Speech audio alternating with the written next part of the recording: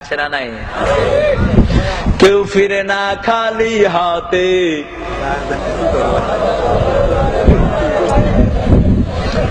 পোড়া কপাল এগুলো শুনে আবার গ্রামগঞ্জের মুরব্বীরা শুনে বিভিন্ন ক্যাসেটের মধ্যে এগুলো বাজে, বহু জায়গায় আছে না নাই? এগুলো বুঝবে না, এগুলি মারেফাতি। মারেফাতি তো পেটের ভিতরে ঢুকা দেবো। মারেফাতি নামাজ 5 ওয়াক্ত, এটা হলো মারেফাত।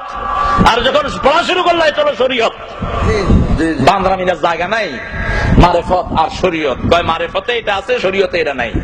মারেফতের গান, শরীয়তের গান, এসব ফালতু জিনিস সমাজের মধ্যে চালু আছে না নাই? মারেফত উরফুন থেকে মারেফা, কোন কিছু সম্পর্কে জানা হলো মারেফত, আর মানা হলো শরীয়ত। মানা কি? শরীয়ত। যেমন আমি জানি যাকাত দিতে হবে।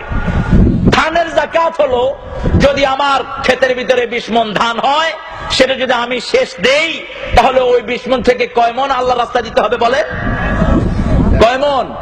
আমি শেষ করলে 1 মণ, আর যদি আল্লাহর পানি দিয়ে হয় তাহলে কয় মণ? এই যে 2 মণ দিলেন, এটা হলো শরীয়ত। এটা কি? শরীয়ত। আল্লাহ রাব্বুল আলামিন বলেছেন চাইতে হবে কার কাছে? আর যারা আল্লাহ ছাড়া অন্য কারো কাছে চায় তারা শিরক করলো।